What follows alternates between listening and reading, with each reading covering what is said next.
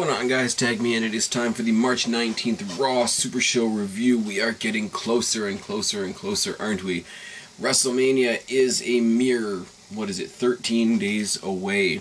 And we are trucking along. We are building every story. And tonight on Raw, first thing I've got to say is everything on here built something for WrestleMania. Everything on tonight's show was short, sweet, and to the point. I loved this show. My fails are about that much for this show, and they are very minor, nitpicky things.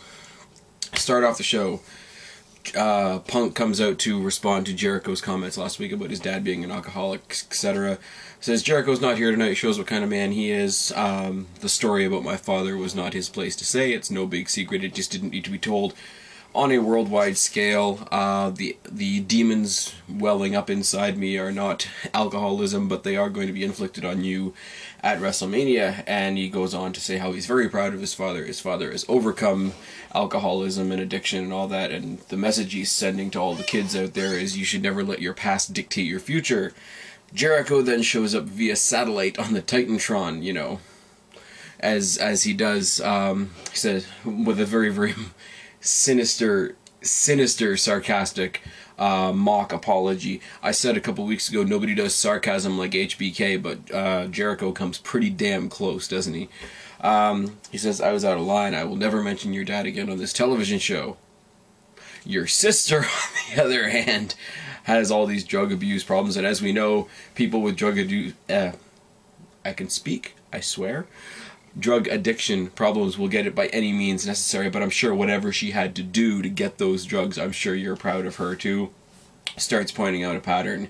And then whatever Punk's response to that was, beginning to end, was censored out here in Canada. So I have no idea what he said after that, but I'm pretty sure he said something like, you're full of shit, I'm going to kick your ass at Mania, blah, blah, blah, blah. What I liked about this, and I'm going to mention it again later on, Punk was intense in this promo. Punk is awesome at promos, for sure. It can't be denied. But he always comes off as very untouchable in his promos, very intelligent, very, I've always got the upper hand, I can outword you any day of the week. He was intense. He was intimidating in a way that I haven't seen from CM Punk since he's come to WWE. Anyway, if it's happened in the Indies, if it's happened, you know, ROH, etc., the stuff that I'm not so familiar with, please, for the love of God, put it down in the description box below. I would love to see it. But that basically is where that ends, and Punk is very shaken up by the whole thing. We go to commercial break. Kane versus The Big Show. Now, I've wanted to see this for a while. You guys know I'm not a big fan of the big man matches in general. But, you know, of all these guys that have been put on the shelf by Mark Henry and then since come back, Big Show and Kane used to be a tag team, didn't they? But Kane came back as this new big monster guy, whatever. So we're going to get Kane versus Show, and it's going to be an average big guy match. And they're not going to, you know, address that in the slightest, of course, because it's WWE. Cody Rhodes comes out before the show starts. As he's coming down to the ring, they play another package. This isn't just one element of WrestleMania. This is a highlight reel of all the shitty moments the Big Show's had at WrestleMania. And Cody Rhodes proceeds to watch the match at ringside wearing boxing gloves, which was rather odd. The match didn't go very long. Cody tries to distract the Big Show. He does distract the Big Show. The Big Show gets chokeslammed off the top turnbuckle by Kane. Quick victory for Kane. Kane is the hell out of there. Cody comes in with handcuffs Big Show to the ring, and starts beating on him like boxer style. I guess mocking the Mayweather thing, but it was kind of odd. And with Cody Rhodes's, you know, little hood jacket thing that he wears, kind of, I guess, being reminiscent of a boxer's, whatever you call the robe that they wear to the ring. It kind of worked. It would have worked a little bit better, I guess, if he had laced up his gloves, because they looked like they were just kind of flapping in the breeze there, and it didn't look like he was making very much contact with Show at all. But I'm nitpicking the build for this. Even though this was a match I didn't want to see, I still really don't want to see the match. I love the way they're building it. I love the story they're telling leading up to it, so I can entirely forgive the fact that I'm not exactly getting the match I want if I'm getting a story like this. Moving on. Oh, Cody Rhodes also hits the beautiful disaster kick on Show after the victory by Kane, if I didn't already stick that in there.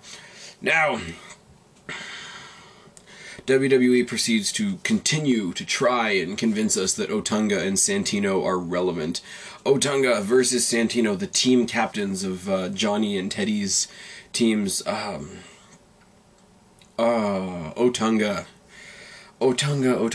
does the stupid little random awkward pose things that he does. Santino pulls down the top part of his wrestling tights, and he's got a six-pack drawn on, and he tries to pose, and that's wonderful. Santino breaks John Laurinaitis' cell phone.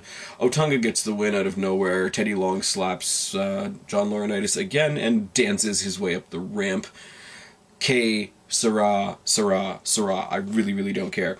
We have the first of a couple of different Triple H versus Undertaker, sort of recap the story of how the challenge was made, story like how the match is building as we go.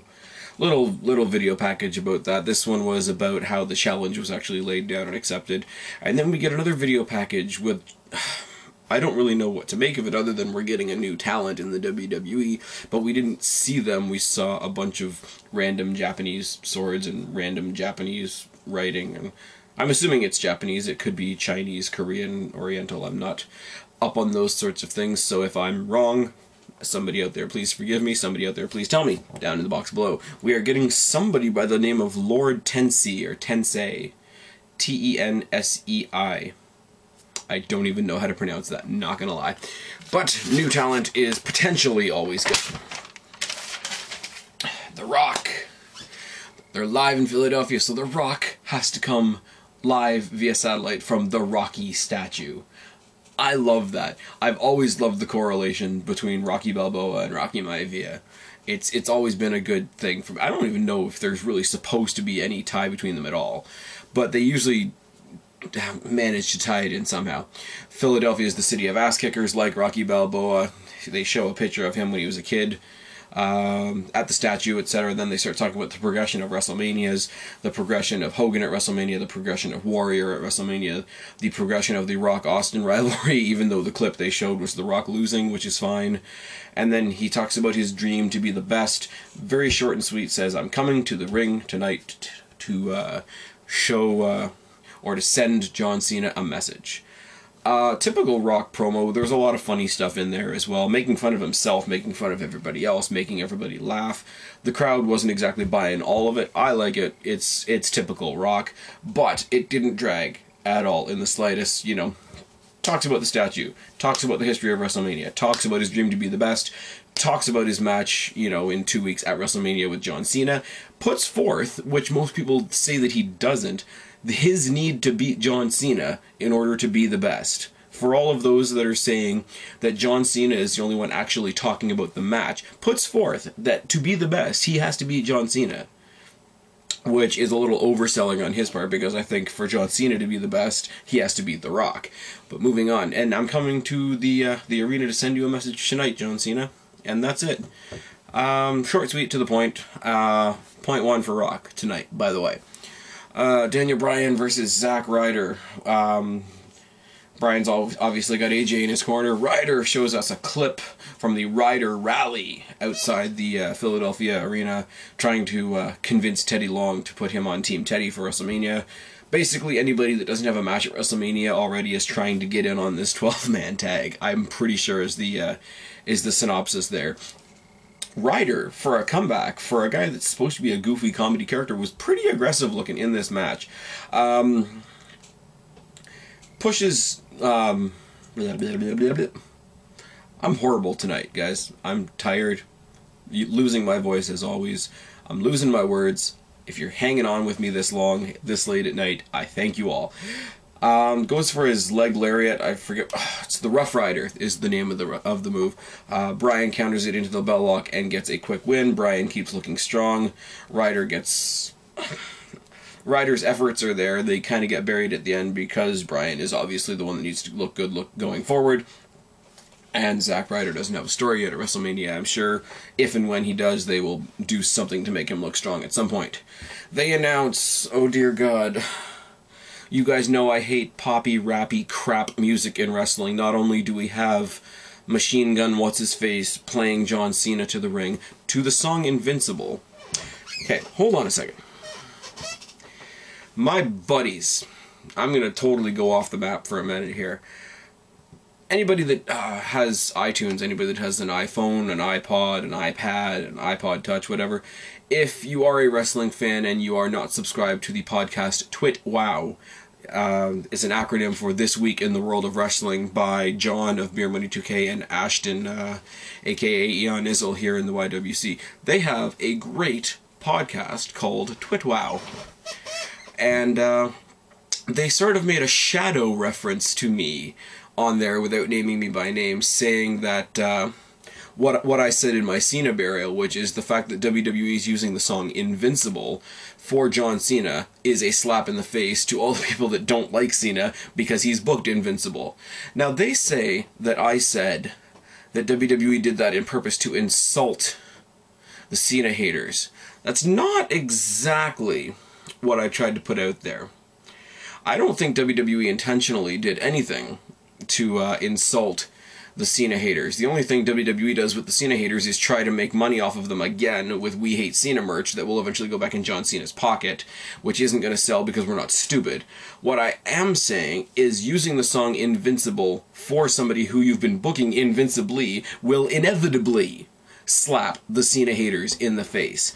Quick clarification there. And even though they don't want to name me by name, I will say, everybody out here, anybody within the range of my voice, go check out TwitWow. It's an amazing podcast. These guys are very, very good. I'm just kind of picking on them, but in all seriousness, they do a great podcast. Go check it out. TwitWow, This Week in the World of Wrestling. John, Ashton, guys, keep up the good work. Now, so John Cena's getting Invincible sung to him at Mania to bring him to the ring. And now, Ryder is playing The Rock to the ring. Dear God, who do I have to pay? Who do I have to kiss up to? Who do I have to bribe to get some good music at WrestleMania? Jesus Christ. Okay, I'm done. John Cena versus Mark Henry. Now, here we go again. I'm going to go a bit off track. Everybody, I'm sure, by now has heard that John Cena was in a car accident. It was all over TMZ, it was all over No DQ, it was all over WrestleZone and all those other sites and whatever. He was in an altercation with a car and another car and a truck, and he's presumably fine. They think he's cleared, and obviously he was competing tonight, so WWE's got him cleared. I'm pretty sure he is the golden ticket. If he wasn't cleared to wrestle tonight, he wouldn't have been anywhere near that ring, which is a good thing. Now, I'm pretty sure everybody out there that knows my opinion of John Cena is assuming that I'm going to do what all the Randy Orton haters did when Randy Orton got injured and throw a big party and say, hey, I wish that John Cena was, in traction in a full body cast. I wish the tractor trailer had run him over. And that's absolutely not the case, because I'm not vindictive like the Randy Orton haters out there. I have said multiple times, I do not wish any harm on John Cena the man. Does a lot of great things outside the ring, blah, blah, blah, blah. I've said it all before. But I will say that this should be a wake-up call to the WWE. It really, really should. Because this car accident, this mishap, whatever, as horrible as it would have been, could have been worse. It could have been worse. It could have taken out John Cena, and that would have been horrible. That would have been taken out your main event at WrestleMania, which WWE probably wouldn't have recovered from, quite honestly. But in the long run, take a look at things. People have accidents all the time. Unfortunate accidents. Eddie Guerrero passing away due to his demons.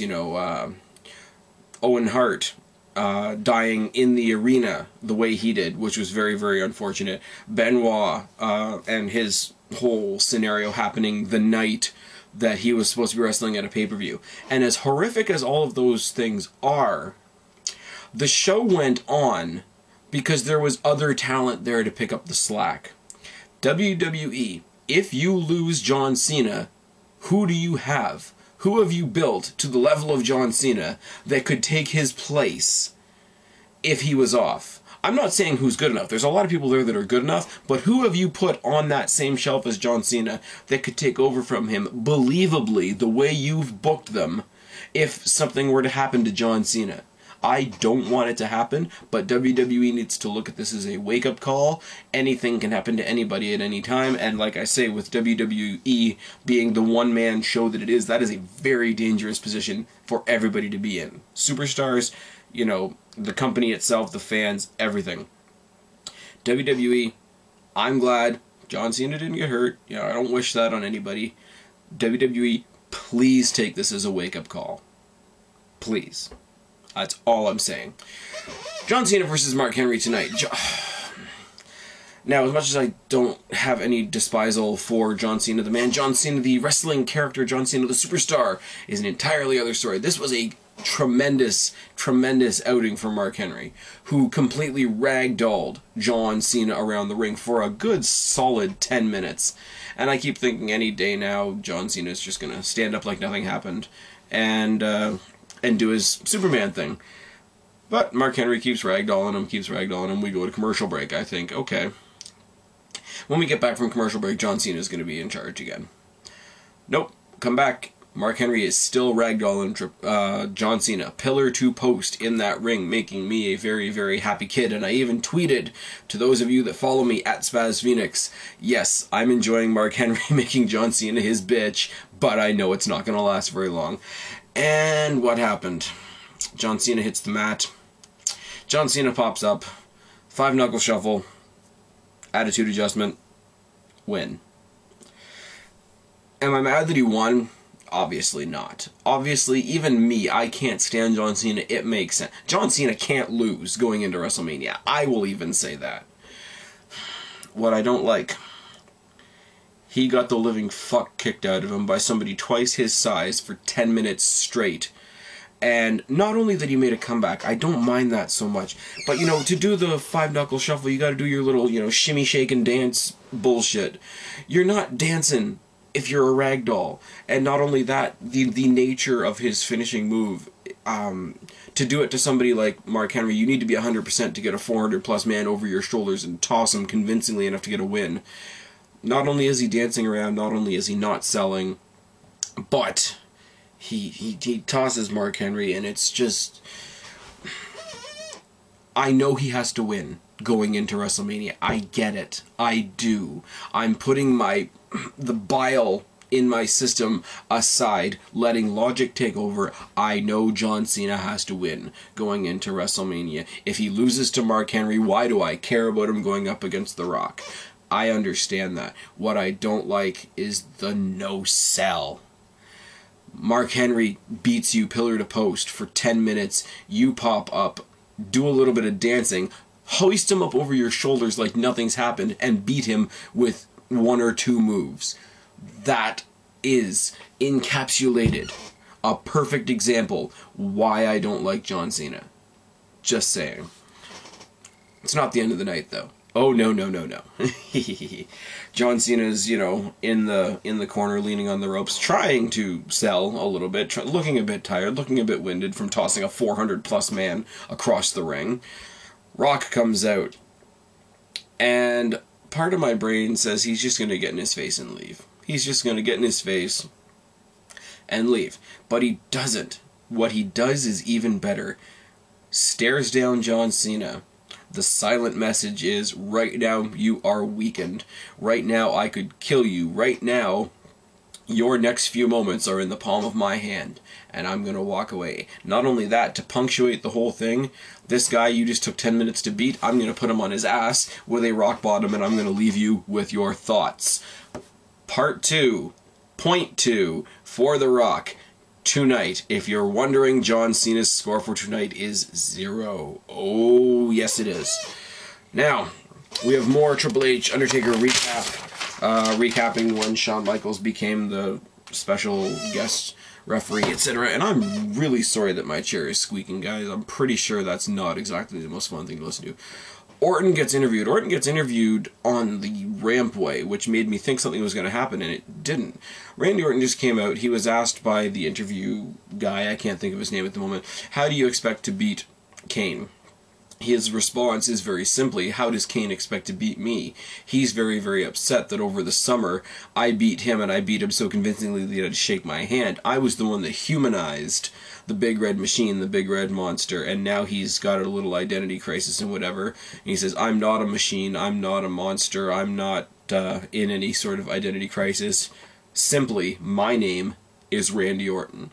And walks off. Again, like The Rock tonight. Short, sweet, to the point, and uninterrupted.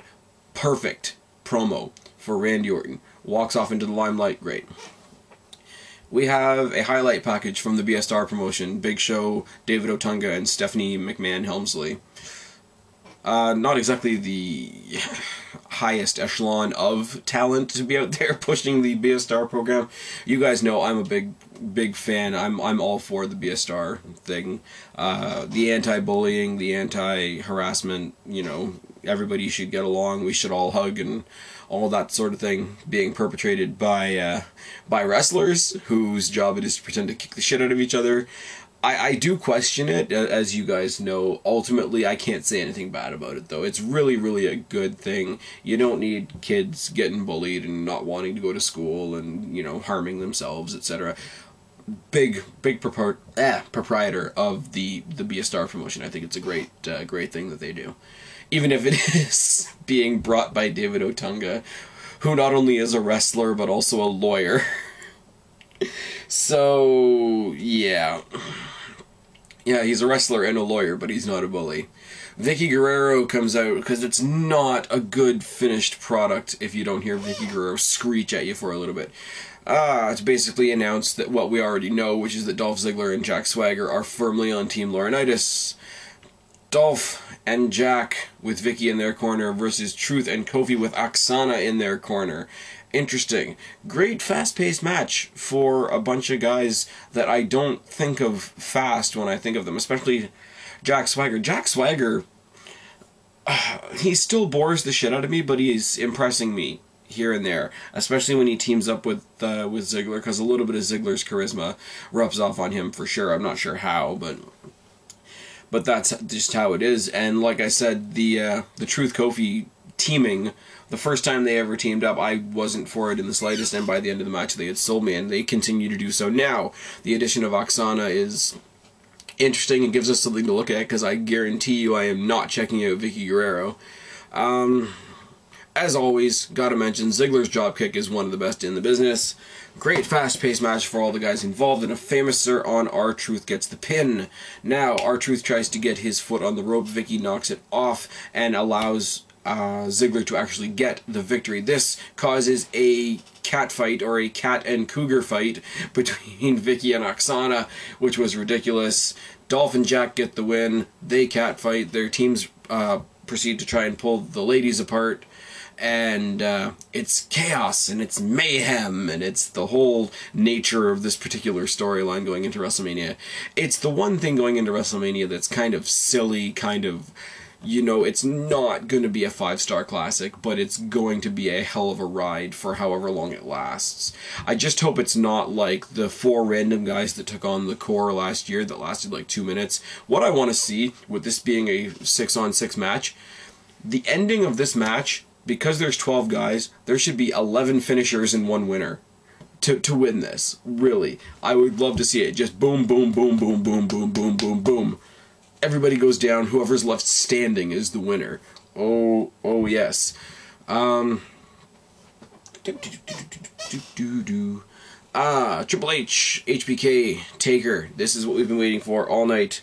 Again, even these 3 guys who are great promo guys kept it short, sweet, and to the point. Shawn Michaels comes out and says, oh, you know, it's funny, even though I'm not competing in this match, it's all about me. Starts to tell Taker about how the streak is going to be over, and Taker basically tells him to shut up, and then he's about to go into his diatribe, and Triple H comes out and it says, it's not about Shawn. 19 of the past 24 Hell in the Cell matches have had either you or I in them. There's a reason.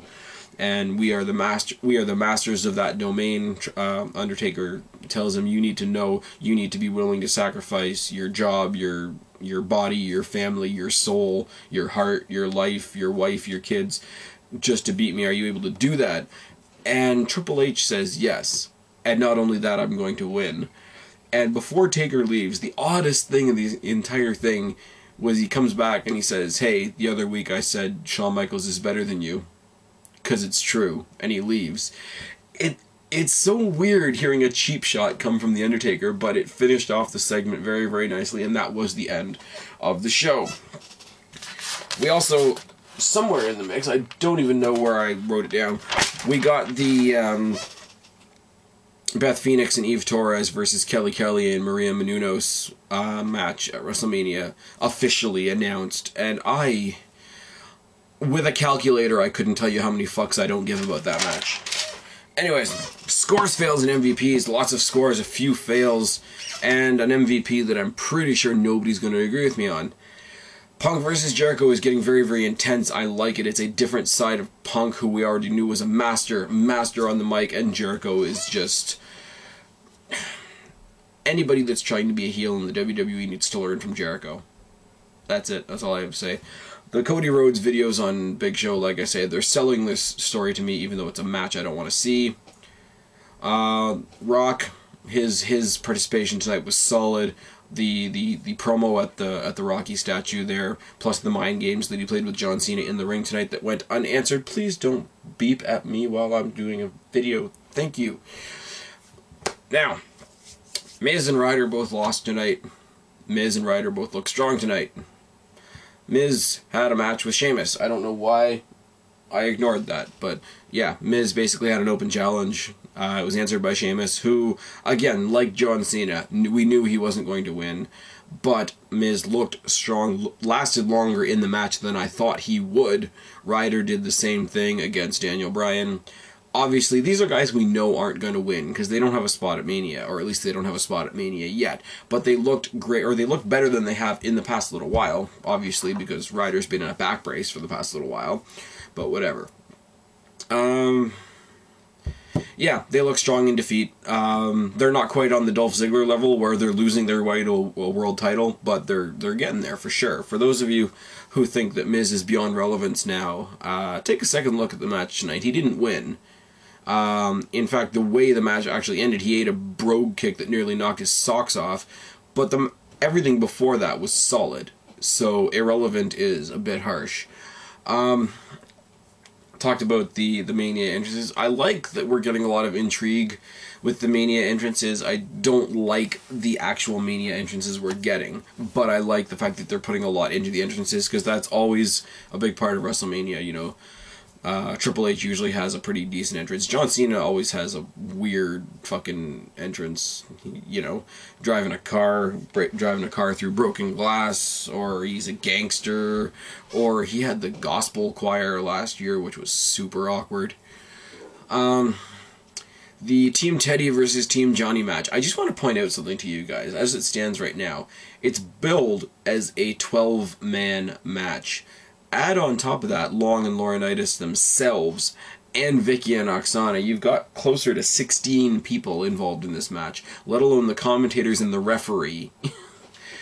This is going to be a clusterfuck. I'm going to laugh my ass off during this match, and I think I'm going to love it. The team captains are Santino and Otunga, just saying. Okay, moving on to the fails. Otunga and his awkward posing. He looks like he's really trying to be like the Black Chris Masters, and it's just not working.